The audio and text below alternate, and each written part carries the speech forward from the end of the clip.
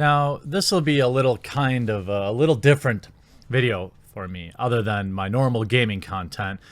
And that's because I respect Terry Crews significantly, and that really has nothing to do with some of the things that he said or done in life, but the fact that he appears, at least in my opinion, to be true to himself. The man came out publicly, spoke about publicly being assaulted by other people inside of Hollywood, and he was not supported in the same way, in my opinion, as a woman would have been. This is always a clear double standard when you look at statistics and things like that. Men face similar issues to women. It's all bad, obviously. But, Terry has had a few moments in the past where he's accidentally gotten a little too woke. I mean, like the actual woke.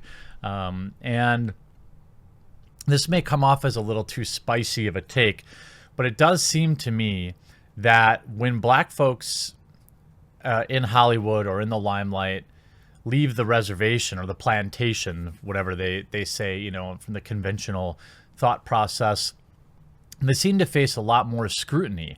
They seem to always be mired in some controversy that would otherwise be no big deal. And over the weekend, Terry Crews voiced some opinions about fatherhood and the family unit. Essentially, if we look at, I picked a couple different sources who covered this because obviously everyone's going to have their own double standard.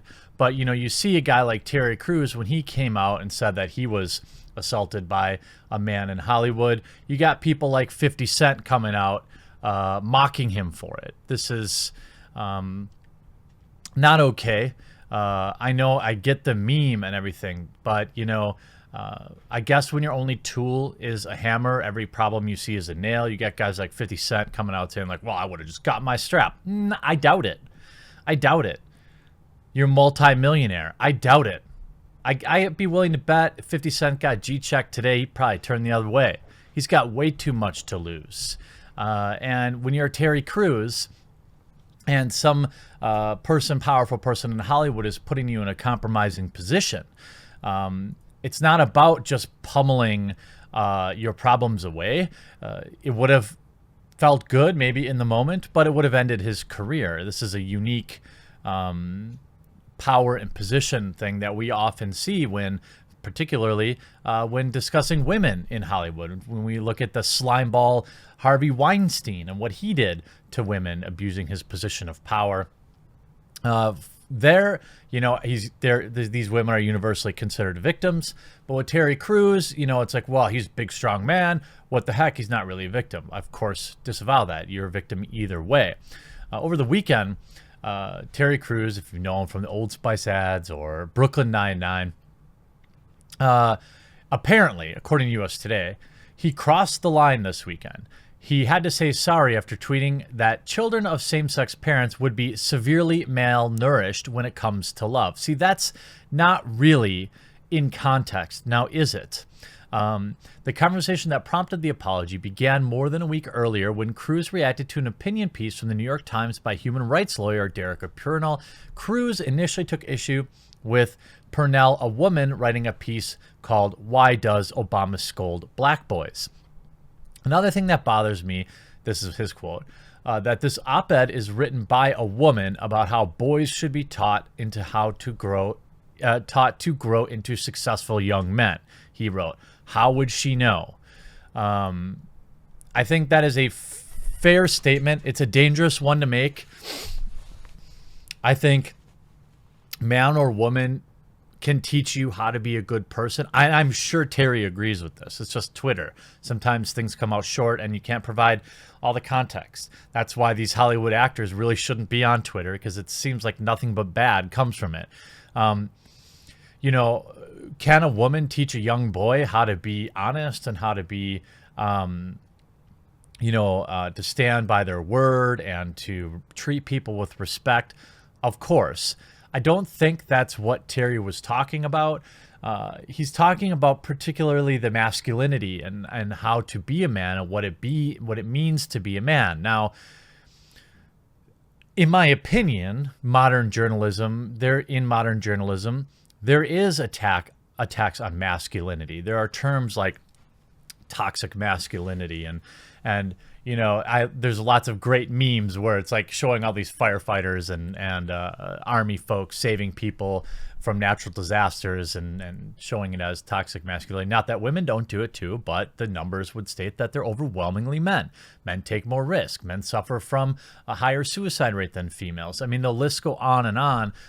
Yes, there are perks to being a man, just like there are perks to being a woman, but there are also distinct disadvantages to being a man that are not the same as disadvantages to being a woman. Meaning, to be a man is a unique experience, just like being a woman is a unique experience. And this isn't to say that a same-sex couple couldn't raise a perfectly healthy, honorable young child. Obviously, they can. And I don't think Terry was saying they shouldn't. I believe his problem is with the fact that there is an attack on masculinity, and it is not something bad. Many of mankind's greatest traits came from the competitive nature that is encoded in man and in masculinity and testosterone.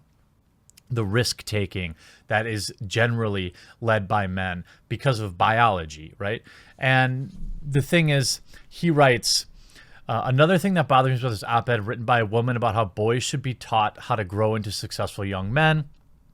Cruz, who has spoken about his own sexual assault, has become an activist in the Me Too movement, took heat from Twitter, who said that women have a right to speak about it when it comes to raising young men. I agree with that. Obviously, a woman could talk about it. That's like saying a sports anchor who never played the game can't talk about sports. Of course they can. I mean, it doesn't. This woman obviously has a right to write this article. I don't think it's going to be as good as if it came from a strong male, but you never know. Over the next week, the conversation began to evolve into roles of mothers and fathers play in their children's lives. And Terry said, I've reiterated many times that same-sex couples and single parents can successfully raise a child. But I believe paternal and maternal love are like vitamins and minerals to humanity. No matter where you get the paternal and maternal love, my purpose is to give paternal love. And what he's saying is, you know, from a man and a woman. But he got into a little hot water here, and he should really have known better. Love is not gendered. A child will not starve. Cruz then deleted the response. So somebody wrote, love is not gendered. A child will not starve with only one gender loving them. Cruz now deleted response to the tweet was, but they will be severely malnourished. On Sunday, he had to apologize for the eyebrow-raising comment. Okay. Here's the thing. I don't disagree with what Terry Crews said. I 100% support his right to say it. In fact, he said, I believe. He stated it as his own belief, and he's entirely, whether I agree with it or not, he's entirely entitled to have his own opinions about family. Now, the way I go at things, I look at what I want to do with my family as opposed to maybe what other people do with their families. But Terry is entitled to his opinion. And you get a man who constantly stands up for men, for fathers. Actor Terry Crews chimed in with his thoughts on fatherhood, family values, and women's rights movement during a lengthy series of tweets over the weekend. The Everybody Hates Chris star. Wow, you really? You're not going to talk about Brooklyn Nine-Nine? That's odd. However, Crews continued to drive home the point about the importance of fatherhood while fighting back against charges of homophobia and transphobia. You can see Terry Crews responding to Joshua Gray, who said, Terry thinks he's above toxic masculinity. There's no such thing as toxic masculinity. Sorry. There's only masculinity. If you think it's toxic, that's your problem. There's nothing inherently wrong with being masculine, and there's nothing inherently wrong with being feminine. This is an absurd narrative pushed by people who have never worked a hard day's work in their life. But he fell into the trap here. His masculinity is not the key to successful parenting. He found his path through hyper-masculine endeavors, and that's awesome. But there's still other paths to the same happy ending. And to which Terry Crews replied, quite well, saying fatherhood is not toxic. Again, I don't think Terry is saying that there is no other way. He might be saying the most ideal. Now, can a child, a boy or a girl child, find maternal and paternal love even if the parents are same sex? Of course. I would argue that the most damaging scenario for a child in this country is single parenthood. I'm pretty sure a child who has 2 female parents or 2 male parents are going to be much better off than a single parent household. That's the real problem. And to be honest, that's one of the biggest problems plaguing the Black community, in my opinion. It isn't, systematic this or systematic. It's just keeping the family together. This is just proven statistically.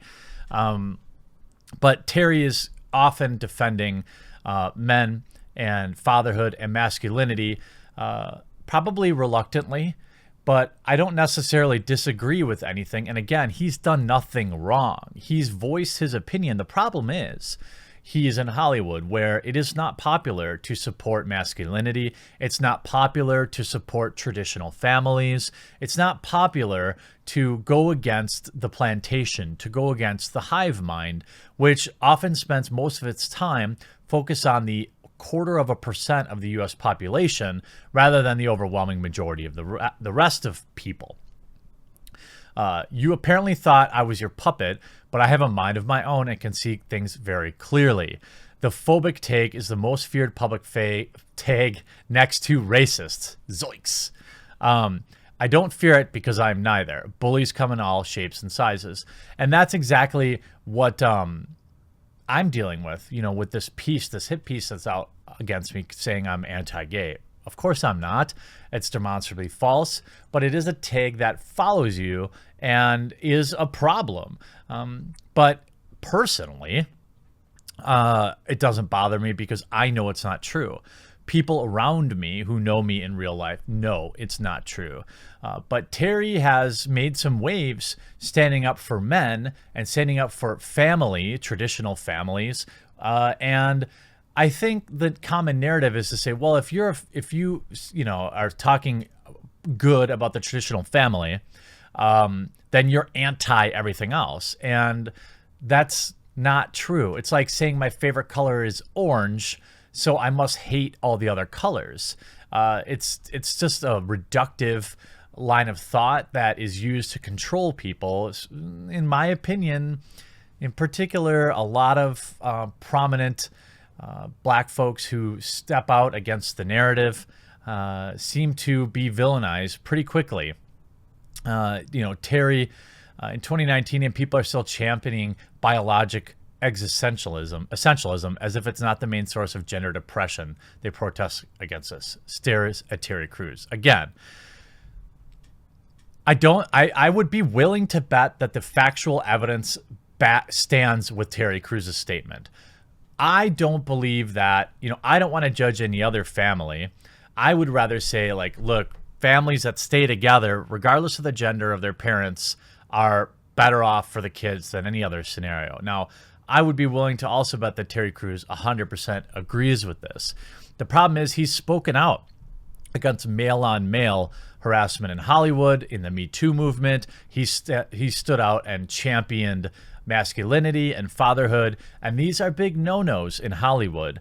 And this is why they attack him for relatively benign statements. The statement that would be made by just about anybody, turns him into a victim and forces him to apologize. And I wouldn't be surprised if this is not the end of it. I don't envy Terry's position in Hollywood, given he is not free to share his opinions, right or wrong. He is not free. Terry Crews is not free to share his unbiased, unfiltered opinion. I would be extraordinarily surprised if he would disagree with that. Publicly, maybe he would, but privately, he might not. Terry Crews did nothing wrong, and I support you, Terry. And I guess this is the world we live in, where you can't go against the common narrative. They need their purse puppies. I hope you enjoyed this video. We'll talk to you again real soon.